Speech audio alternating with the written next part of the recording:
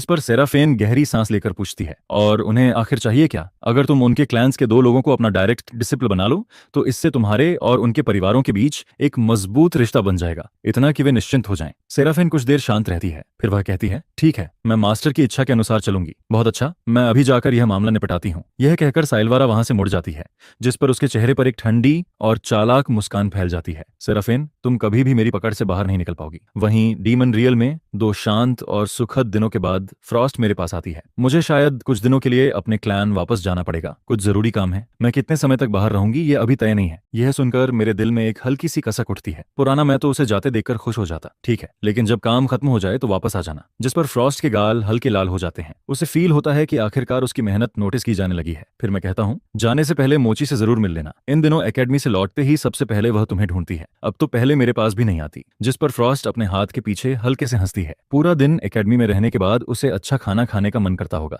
इसलिए घर लौटते ही मेरे पास आती है। मैं अजीब सी हंसी हंस देता हूँ, ठीक है, यह बात भी सही है। इसके बाद मैं गंभीर होकर कहता हूँ, अगर वहां किसी ऐसी समस्या में फंस जाओ जिसे तुम संभाल न सको तो मुझे सोल मैसेज भेज देना। जिस पर फ्रॉस्ट धीरे से सिर हिला देती है। वह किसी ऐसी लड़की जैसी लग रही होती है जो अपने दिल में कोई खास बात छुपाकर बैठी हो। लेकिन तभी पास में खड़ा जेफर अपनी वही शरारती मुस्कान लिए अचानक आसमान की तरफ देखता है। ओह, लगता है स्टूडेंट आखिरकार पहुंच गया, अब मजा आएगा। अगले ही पल एक आकृति हवा में से बाहर निकलती है। केन, तुम आज मरने वाले हो। जिस पर अगले ही पल मैं बिजली की तरह आसमान में पहुंच जाता हूँ। किड, अपने मास्टर से बात करने का यह तरीका नहीं होता, सीधे मेरा नाम नहीं लेते। मेरा कोई मास्टर नहीं है। ठीक है, तब मेरी गलती थी, अब शांत हो जाओ। लेकिन रिवेन जोर से गरजता है, अगर सच में पछतावा है तो घुटनों पर बैठकर माफी मांगो, शायद तब मैं आज तुम्हें जिंदा छोड़ दूं। जिस पर मैं हंसते हुए कहता हूँ, लगता है बच्चे का गुस्सा अभी भी कम नहीं हुआ। शायद अब तुम्हारे मास्टर को तुम्हें एक सबक सिखाना पड़ेगा, तो फिर देखते हैं कि तुम अब भी ऐसा कर सकते हो या नहीं। इतना कहते ही रिवेन के हाथ में एक स्वॉर्ड प्रकट हो जाती है, जिससे भयानक ऑरा निकल रहा होता है। उसे देखकर मैं भी हैरान रह जाता हूँ। ये स्वॉर्ड तुम्हें कहाँ से मिली? जिस पर रिवेन गर्व से मुस्कुराता है, ये ब्लेड तुम्हारे लेजेंडरी वेपन का मुकाबला कर सकती है, और मेरी कल्टीवेशन भी बहुत पहले तुमसे आगे निकल चुकी है। आज आखिरकार तुम्हें उन सालों का दर्द फील होगा जो मैंने झेला है। जिस पर मेरे चेहरे पर हल्की मुस्कान आ जाती है। ठीक है, अगर तुम इतने जिद्दी स्टूडेंट बने रहना चाहते हो तो तुम्हारा मास्टर भी तैयार है। वहीं नीचे कोर्टयार्ड में जेफर एक वाटरमेलन निकाल लेता है। शो शुरू हो चुका है, किसी को स्लाइस चाहिए? लेकिन फ्रॉस्ट उसकी तरफ ध्यान भी नहीं देती। उसके विचार कहीं और चल रहे होते हैं। रिवन सच में काफी मजबूत हो गया है। उसकी ऑरा अब लगभग वैसी ही है जैसी पहले केन की हुआ करती थी। जिस पर जेफर मुस्कुराकर कहता है, इस बात से इनकार नहीं कर सकता, लेकिन चाहे वह कितना भी मजबूत क्यों न हो जाए, इससे फर्क नहीं पड़ता। उसी दौरान ऊपर आसमान में शुरू हुई लड़ाई पूरे आकाश को केओस में बदल देती है। जिस पर जेफर जल्दी से एक कंटेनमेंट बैरियर खड़ा कर देता है और ऊपर देखकर चिल्लाता है, तुम दोनों सच में पूरी ताकत से लड़ रहे हो? अगर लड़ना ही है तो कहीं और जाओ, मेरी बेस मत तोड़ देना। लेकिन ऊपर मौजूद दोनों में से कोई भी रुकने का इरादा नहीं दिखाता। इसके बाद करीब 2.5 मिनट की भयानक लड़ाई चलती है और आखिर में रिवेन घायल और खून से लथपथ हालत में हवा में एक घुटने के सहारे मुश्किल से खड़ा रह पाता है। नहीं, यह गलत है, ऐसा नहीं हो सकता। मैंने तुम्हें कैच अप कर लिया था, मुझे पता है कि किया था। जिस पर मैं अपने पूरी तरह पराजित स्टूडेंट को देखते हुए कहता हूँ, मैं मानता हूँ कि तुम सच में उस जगह के करीब पहुंच चुके हो जहां मैं हुआ करता था। इन सालों में तुमने बहुत मेहनत की है। यह सुनते ही रिवेन की आंखें लाल हो जाती हैं। मुझे तुम्हारी अप्रूवल की जरूरत नहीं है। अचानक उसके पूरे शरीर से डार्क डेमोनिक एनर्जी फूट पड़ती है। वह बार बार अपनी छाती पर मुक्के मारता है और वहां मौजूद पुराने गहरे निशान की तरफ इशारा करता है। क्या तुम्हें यह स्कार याद है? उन्हीं लोगों से तुमने मुझे बचाया था, तुमने मुझे जीने की वजह दी थी। मैं उस अंधेरे से बाहर निकल आया था, लेकिन जैसे ही मैं संभला तुम बिना कुछ कहे मुझे छोड़कर चले गए। इन सभी सालों में जब भी तुम याद आते थे, यह स्कार मुझे अंदर से तोड़ देता था। क्या तुम्हें अंदाजा है कि मैंने ये साल कैसे बिताए हैं? तुम क्यों गए? तुमने एक शब्द तक क्यों नहीं कहा? मैं तुमसे नफरत करता हूँ। 1000 सालों का दबा हुआ दर्द आखिरकार बाहर निकल आता है और रिवेन पूरी तरह टूट जाता है। वह जोर जोर से रोने लगता है। उस वक्त डीमन एम्परर की सारी भयावह छवि गायब हो चुकी होती है।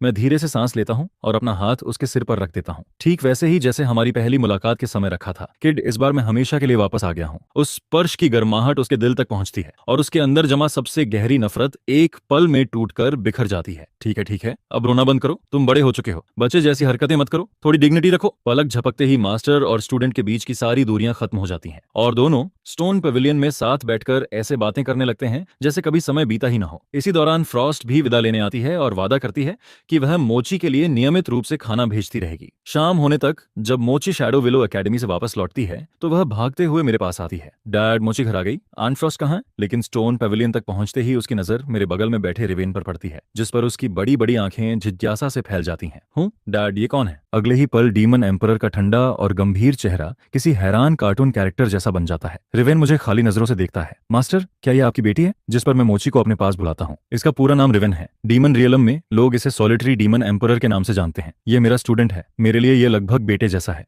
तुम इसे बस रिवेन कह सकती हो। जिस पर मोची अपनी बड़ी बड़ी आंखें झपकाती है और एक बड़ी सी मुस्कान के साथ कहती है, हाय रिवेन, मैं मोची हूँ, तुमसे मिलकर अच्छा लगा। लेकिन रिवेन वहीं का वहीं खड़ा रह जाता है, जैसे अभी भी बात को प्रोसेस कर रहा हो। जिस पर मैं कहता हूँ, अरे केड, मेरी बेटी ने अभी अपना इंट्रोडक्शन दिया है, कुछ तो बोलो। यह सुनते ही रिवेन ऐसे चौंकता है जैसे कोई शर्मीला लड़का अचानक रियलिटी में वापस आया हो। ओह हाय, मैं रिवेन हूँ, तुमसे मिलकर भी अच्छा लगा। लेकिन इससे पहले कि वह राहत की सांस ले पाता, मोची सीधे उसके पास पहुंच जाती है। वाह, रिवेन तो बहुत हैंडसम है, आओ मोची को एक हग दो। यह सुनते ही रिवेन का दिमाग एक बार फिर शॉर्ट सर्किट हो जाता है। उसका पूरा चेहरा लाल पड़ जाता है और फिर मोची मौका देखकर एक झटके में उसका हाथ पकड़ लेती है, जिस पर रिवेन मुश्किल से एक घूंट निकल पाता है। उसके मन के अंदर तो बस एक ही आवाज गूंज रही होती है, कोई मुझे बचा लो। लेकिन मोची उसे जरा भी मौका नहीं देती। वह दोनों हाथों से उसका हाथ पकड़कर आगे पीछे झुलाने लगती है। रिवेन, क्या किसी ने तुम्हें कभी बताया है कि तुम कितने हैंडसम हो? अब हालत यह होती है कि रिवेन इस छोटी सी मुसीबत के सामने खुशी खुशी घुटनों पर बैठकर सरेंडर कर दे। वह पूरी तरह मोची की पकड़ में आ चुका होता है और उसके पास बस बेवकूफों जैसे मुस्कान के साथ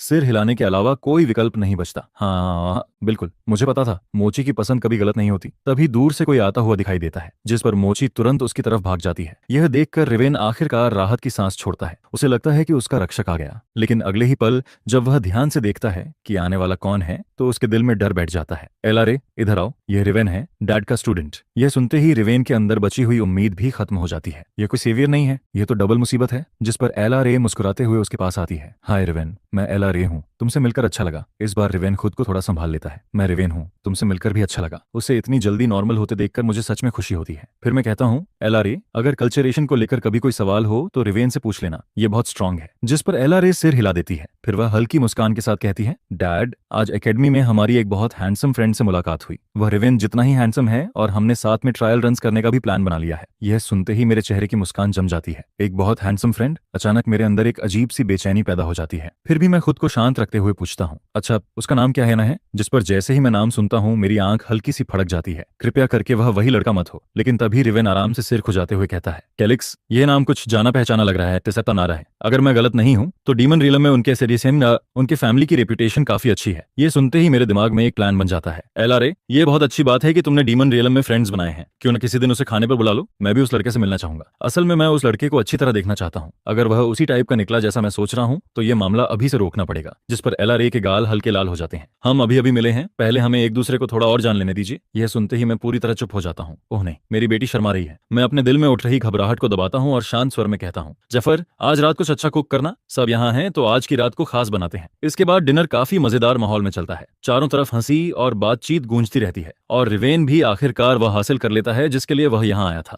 खाने के बाद वह मेरे पास आता है और लंबी सांस छोड़ता है। जिस पर मैं पूछता हूँ, क्या हुआ, बच्चों के साथ समय बिताना इतना मुश्किल है क्या? रिवेन अजीब सी हंसी हंस देता है, नहीं मैं नहीं, बस मुझे इसकी आदत नहीं है। जिस पर मैं मुस्कुराते हुए कहता हूँ, जब डीमन पैलेस का काम थोड़ा शांत हो जाए तो यहाँ ज्यादा आया करो। रिवेन हल्के से सिर हिला देता है, फिर कहता है, मास्टर, मैं आज वापस जा रहा हूँ। अभी एक काम बाकी है जिसे मुझे संभालना है। मैं उसके कंधे पर हाथ रखता हूँ। तुमने बहुत मेहनत की है। मैं अच्छी तरह जानता हूँ कि इस डीमन एम्परर के कंधों पर कितना भारी बोझ है, उससे कहीं ज्यादा जितना बाकी लोग सोच भी नहीं सकते। इसके बाद रिवेन वहां से चला जाता है, लेकिन उसके जाते ही मोची अचानक अपने कमरे से बाहर निकलती है। डैड, रिवेन चला गया? हाँ, उसे कुछ जरूरी काम निपटाने थे। जिस पर मोची पूछती है, डैड, ऐसा लगता है कि आपको रिवेन बहुत पसंद है। यह सुनकर मैं सच में भावुक हो जाता हूँ। आज मोची ने जिस तरह सब संभाला वह दिल छू लेने वाला था। लेकिन फिर भी एक बात अजीब लगती है, वह पहले कभी किसी अजनबी के साथ इतनी जल्दी घुली मिली नहीं थी। तभी मोची धीरे से कहती है, मैं फील कर सकती हूँ कि डैड को रिवेन की बहुत परवाह है, इसीलिए मुझे भी वह पसंद है। जिस पर मैं हैरानी से पूछता हूँ, तुम ये सब फील कर सकती हो? मोची मजबूती से सिर हिला देती है। फिर उसके चेहरे पर एक नरम और उदास भाव आ जाता है। लेकिन सिर्फ यही नहीं, जब मैं रिवेन को देखती हूँ तो फील कर सकती हूँ कि वह अंदर से कितना अकेला है, कितना दुखी है।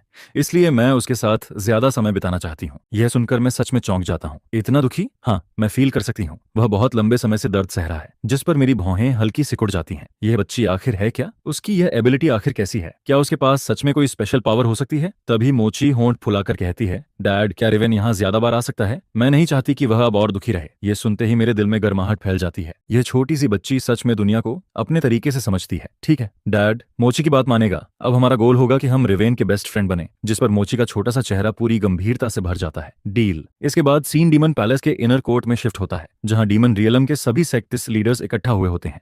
वे 2 घंटे से ज्यादा समय से इंतजार कर रहे होते हैं, लेकिन उनमें से एक भी शिकायत करने की हिम्मत नहीं करता। तभी अचानक ऊपर मौजूद थ्रोन पर रिवन प्रकट होता है। All hello the demon emperor. बस अब काम की बात करो। जिस पर उनमें से एक आगे बढ़कर कहता है, माय लॉर्ड, जिस मामले पर पहले चर्चा हुई थी उसके लिए किसी एक फैक्शन को एडमिनिस्ट्रेटिव कंट्रोल लेना होगा। क्या आपने फैसला कर लिया है? बोलने वाला और कोई नहीं बल्कि वेक्स होता है, जो सिर्फ शैडो विलो एकेडमी का डिप्टी हेडमास्टर ही नहीं बल्कि लू क्लैन का हेड भी है और डीमन रियलम की सबसे ताकतवर फैमिलीज में से एक का लीडर है।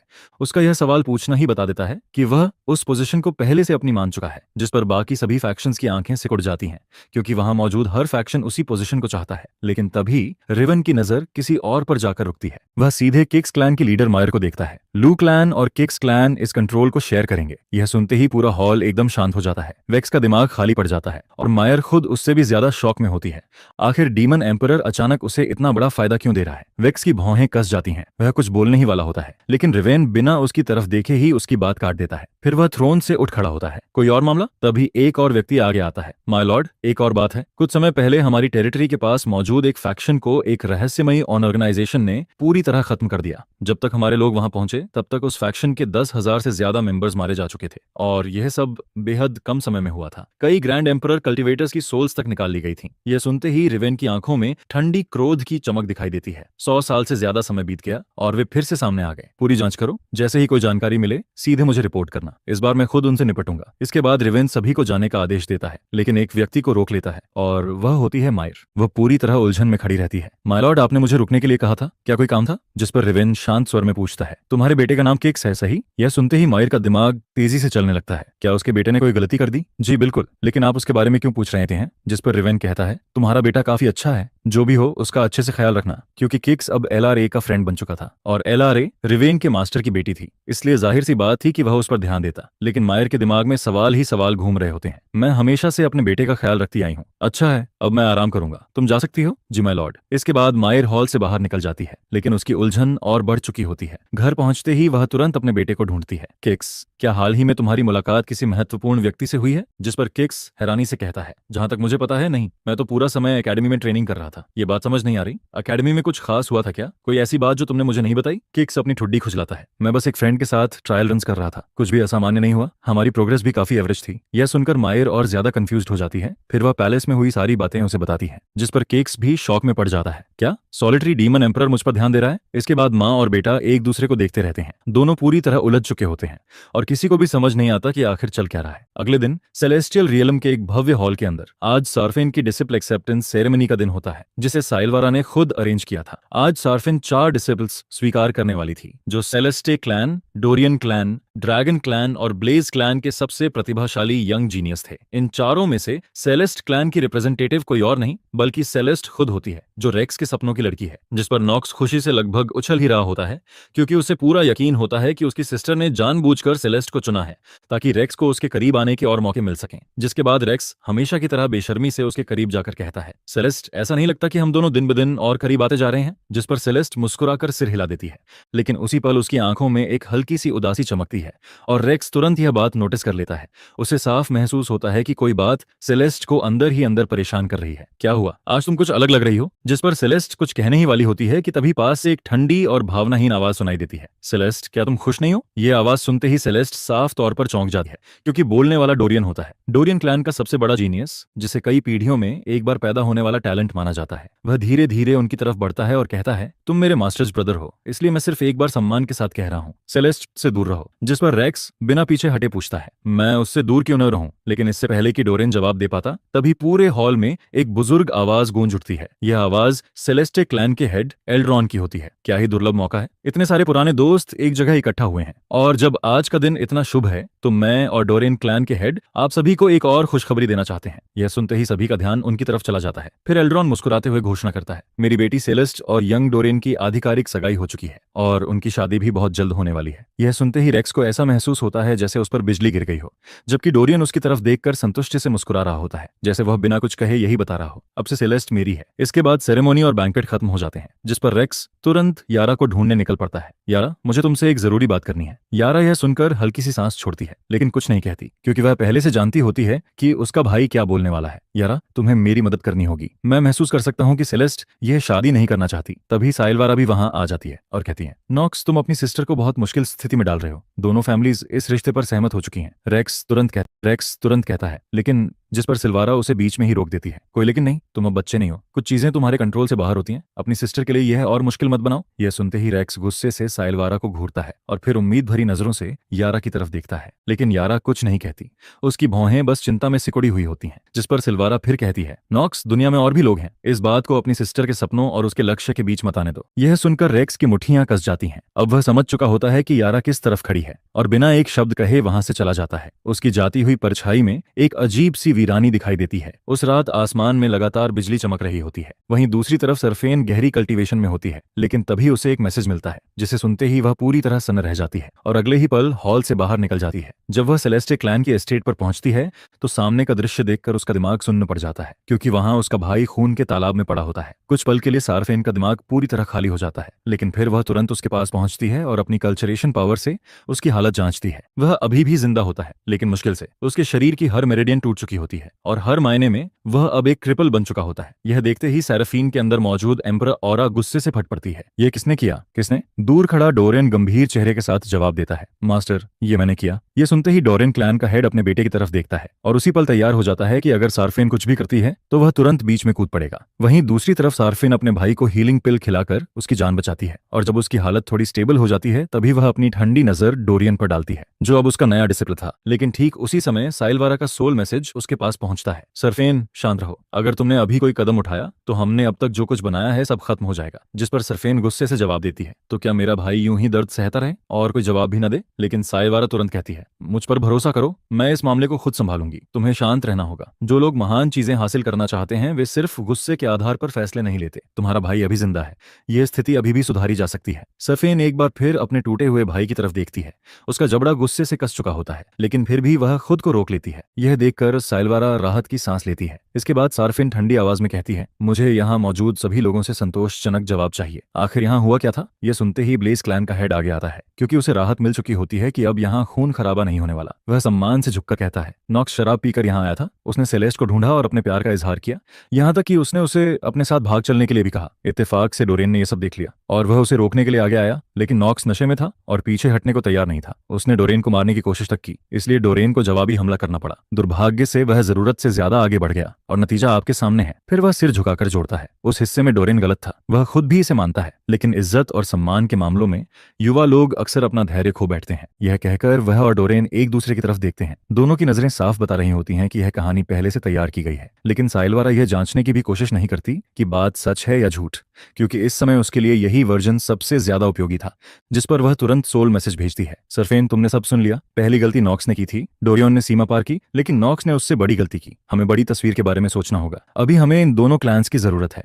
यह सुनकर सेराफीन की मुट्ठियां कस जाती हैं। जिस आदमी से उसने सबसे ज्यादा प्यार किया था, उसके बच्चे, उसकी सिस्टर, अब लगभग सभी उससे नफरत करते हैं और अब उसका अपना भाई भी एक टूटा हुआ इंसान बन चुका है। जिस पर उसके मन में एक सवाल उठता है, क्या यह सब सच में इसके लायक था? लेकिन अब वापस लौटने के लिए बहुत देर हो चुकी थी। एक दिन बाद सरफेन आखिरकार अपनी भारी पलकों को खोलती है और सुनती है कि उसकी सिस्टर किसी अल्केमिस्ट से बात कर रही है। क्या मेरे भाई की कल्चरेशन पावर वापस आ सकती है? यह सुनकर बूढ़ा अल्केमिस्ट काफी देर सोचता है, फिर धीरे से जवाब देता है, आपको कहीं और तलाश करनी होगी। फिलहाल मेरे पास कोई समाधान नहीं है। यंग लॉर्ड की हालत अभी स्टेबल है, इसलिए अब मैं चलता हूँ। बिस्तर पर लेटा नॉक्स यह सब सुनकर जम जाता है। हर शब्द उसके दिल पर चोट की तरह पड़ता है, लेकिन अगले ही पल उसके चेहरे पर गुस्सा छा जाता है, क्योंकि उसे अचानक सब समझ आ जाता है। सरफेन, यह सब डोरियन की चाल थी। उसने मुझे फंसाया है। सेलेस्ट को मजबूर किया गया था। तुम्हें मेरी मदद करनी होगी। जिस पर सरफेन कुछ पल चुप रहती है। वह खुद से लड़ती है, फिर धीरे से कहती है, नॉक्स, जो कहानी मैंने सुनी है वह तुम्हारी बातों से मेल नहीं खाती। यह सुनते ही नॉक्स उसे घूरता है और अपनी ही सिस्टर की आंखों में शक देख लेता है। सरफीन, तुम मुझ पर विश्वास नहीं करती। जिस पर सरफीन धीरे से पूछती है, नॉक्स, क्या तुमने कल रात शराब पी थी? बस यही एक सवाल उसे पूरी तरह तोड़ देता है। तभी आल्डेरॉन और लॉर्ड हेक्टर कमरे में प्रवेश करते हैं। आल्डेरॉन चिंता भरे चेहरे के साथ आगे बढ़ता है, नॉक्स, अब तुम कैसा महसूस कर रहे हो? जिसके बाद लॉर्ड हेक्टर भी बोलता है, भगवान का शुक्र है कि तुम जिंदा हो, वरना हम खुद को कभी माफ नहीं कर पाते। जाते। फिर वह अचानक डोरियन की तरफ मुड़ता है और गुस्से से कहता है, तुम निकम्मे लड़के, इधर आओ और अपनी लापरवाही के लिए माफी मांगो। जिस पर डोरियन बड़े नाटकीय अंदाज में झुकता है। नॉक्स, मुझे माफ कर दो, मैंने बिना सोचे समझे काम किया। उम्मीद है रहने है कि तुम मुझे माफ कर दोगे। यह सुनते ही नॉक्स का पूरा चेहरा गुस्से से विकृत हो जाता है, लेकिन वह खुद को किसी तरह कंट्रोल करता है। फिर अल्देरोन की तरफ देखकर पूछता है, सेलेस्ट कहाँ है? मुझे उससे मिलना है। अभी अभी। लेकिन अल्देरोन दुखी चेहरा बनाकर जवाब देता है, नॉक्स, कल रात सेलेस्ट बहुत डर गई थी, वह तुमसे मिलना नहीं चाहती, इसीलिए वह यहाँ नहीं आई। फिर वह लंबी सांस छोड़ता है। तुमने शराब को इतनी महत्वपूर्ण चीज के बीच आने कैसे दिया? लेकिन मैं तुम्हारी मुश्किलें नहीं बढ़ाऊंगा। चलो हम सब मान लेते हैं कि यह सब कभी हुआ ही नहीं। यह कहकर वे सभी वापस जाने लगते हैं, जिस पर सरफेन भी उन्हें बाहर छोड़ने जाती है। लेकिन जैसे ही डोरेन दरवाजे तक पहुंचता है, वह पीछे मुड़कर नॉक्स की तरफ देखता है और होंठों पर मुस्कान लाकर एक मजाक उड़ाने वाला इशारा करता है। यह देखकर नॉक्स आखिरकार फट पड़ता है, मैं तुम्हें मार डालूंगा। लेकिन डोरेन की मुस्कान और चौड़ी हो जाती है, क्योंकि उसे ऐसे ही लोगों को टूटते हुए देखना पसंद था, और वह संतुष्ट चेहरे के साथ वहां से चला जाता है। पीछे सिर्फ नॉक्स बचता है, जो बिस्तर पर पूरी तरह टूट चुका होता है। कुछ देर बाद साराफीन वापस कमरे में आती है। अपने भाई की हालत देखकर उसका दिल टूट रहा होता है, लेकिन फिर भी वह कहती है, नॉक्स, जो मैं बना रही हूँ वह बहुत महत्वपूर्ण है, बस थोड़ा और सहन कर लो। लेकिन नॉक्स तुरंत उसकी बात काट देता है, अगर यहाँ यारा होती तो वह मेरे लिए सब कुछ छोड़ देती, खाली शब्दों से मुझे बहलाने की कोशिश नहीं करती। यह सुनते ही कमरे में सन्नाटा छा जाता है। कुछ पल बाद नॉक्स फिर बोलता है, रैन अभी भी वर्डेंट एकेडमी में है ना? उसे इस बारे में कुछ मत बताना, मैं नहीं चाहता कि उसकी पढ़ाई पर इसका असर पड़े। सरफेन की भावनाएं पूरी तरह उलझ चुकी होती हैं। फिर भी वह धीरे से कहती है, ठीक है, घर पर आराम करो। यह कहकर वह कमरे से बाहर चली जाती है। एक दिन बाद काफी देर तक हिचकिचाने के बाद नॉक्स आखिरकार अपना सोल मैसेज डिवाइस उठाता है। जेड वहीं दूसरी तरफ डीमन रेल्म के एक छोटे से कोर्टयार्ड में यारा झुंझलाते हुए बड़बड़ाती है, इतनी सुबह सुबह सोल मैसेज कौन भेज रहा है? मोची उसके बिल्कुल पास खड़ी होती है और शैडो विलो एकेडमी जाने के लिए तैयार रहती है। तभी वह पूछती है, आंट यारा, क्या यह अंकल नॉक्स का मैसेज है? जिस पर यारा जवाब देती है, हाँ वही है, शायद वो तुम्हें भी मिस कर रहा है। यह सुनकर मोची हल्का सा ग्रिन करती है और कहती है, हमें मिस करने से उसकी कोई हेल्प नहीं होगी, मुझे वो अभी भी एनोइंग लगता है। जिस पर यारा मुस्कुराते हुए कहती है, अरे ऐसा भी नहीं है, तुम्हारे अंकल इतने बुरे नहीं हैं, बस वो थोड़ा ज्यादा बकवास बोलते हैं। मोची, अब उनसे नाराज मत रहो। जिसके जवाब में मोची कहती है, ठीक है, सिर्फ आपकी वजह से मैं आज उन्हें अंकल बुलाने की कोशिश करूंगी। यह सुनकर यारा हल्के से हंसती है और सोल मैसेज जेड को स्पीकर मोड पर डाल देती है। फिर वह कहती है, क्या बात है नॉक्स? तभी दूसरी तरफ से नॉक्स की थकी हुई और भारी आवाज सुनाई देती है, यारा, मुझे तुम्हारी बहुत याद आ रही है। जिस पर यारा तुरंत कहती है, ये अचानक इतना इमोशनल क्यों हो रहे हो? वैसे मोची यहीं खड़ी है, क्या उससे कुछ कहना चाहते हो? लेकिन उसी पल मोची अचानक जेड की तरफ झुककर जोर से चिल्लाती है, अंकल नॉक्स! और जैसे ही दूसरी तरफ नॉक्स यह शब्द सुनता है, वह पूरी तरह टूट जाता है। यारा हंसते हुए कहती है, सुना तुमने, मोची ने आखिरकार तुम्हें अंकल बुला ही दिया। अब केन के साथ अच्छा व्यवहार करना शुरू कर दो, शायद फिर वो तुम्हें पूरी तरह एक्सेप्ट भी कर ले। जिस पर मोची भी बोल पड़ती है, हाँ, जब तक आप मेरे डैड के बारे में बुरा बोलना बंद रखोगे तब तक मैं खुद को फोर्स करके आपको अंकल बुलाती रहूंगी। यह सुनते ही नॉक्स की आंखों से आंसू निकलने लगते हैं। यारा तुरंत कुछ गड़बड़ फील कर लेती है। फिर वह गंभीर होकर पूछती है, नॉक्स, वहां कुछ हुआ है क्या? जिस पर नॉक्स खुद को संभालते हुए कहता है, कुछ नहीं हुआ, मैं बस इमोशनल हो गया हूं क्योंकि मोची ने मुझे अंकल कहा। लेकिन यारा साफ समझ जाती है कि उसका भाई कुछ छुपा रहा है। वह और सवाल पूछ पाती उससे पहले ही नॉक्स बीच में बोल पड़ता है, यारा, मुझे कुछ काम निपटाने हैं, बाद में बात करेंगे। और फिर वह कनेक्शन काट देता है।